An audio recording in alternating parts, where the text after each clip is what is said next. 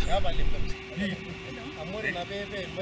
My name is Michael KOIKAI, a member of this committee.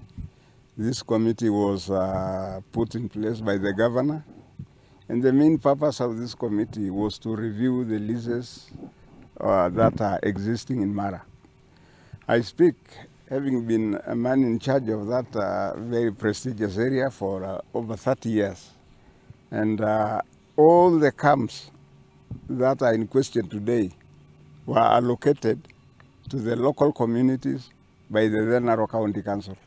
There is nothing that the new county government has allocated to anybody.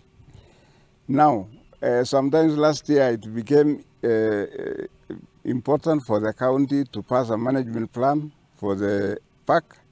And out of that management plan, one of the recommendations was to standardize all the leases within the game reserve.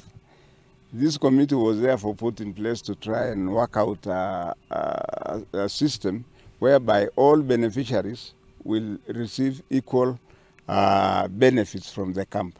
Seneta wetu Gadama alikuwa anasema ya kwamba ati maneno ya charges ya bed night kwa sababu nimesikia amesema ati vitanda yenye kwa county kwa park ni karibu 500 na kulingana na ile rate county governments nao najaribu kufanya kusana kuweka pesa juu kidogo ndio locals wapate pesa kulingana na ile management plan sisi tumefurahia na naomba tu ile Adama kulingana na hiyo hata wewe mwenyewe uunga mkono vile county amefanya sio kwenda kuunga investors kwa sababu investors hajafurahia juu ndio unaitisha pesa. Sasa mtu kuitisha pesa hawezi furahia lakini ule ndio anakuja ku benefit pesa ndio yeye anafurahia. Na sisi ndio tunafurahia kama local community na hata wewe mwenyewe uunga mkono vile county government anafanya kwa sababu ni wananchi wako ndio amekuja kupata faida. Finally ya maneno ya park fee kulingana vile county ameweka rate yao 200 entry fee ni kulingana uchumi vile sasa hivi uchumi iko. Na uchumi yetu ya Kenya sasa iko juu.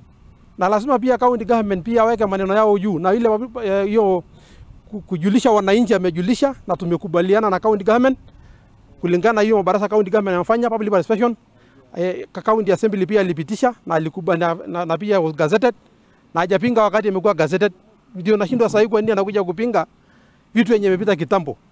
Sasa mimi nasema tunaunga mkono county government kwa ile kazi ametufanyia kama local community na tumefurahi.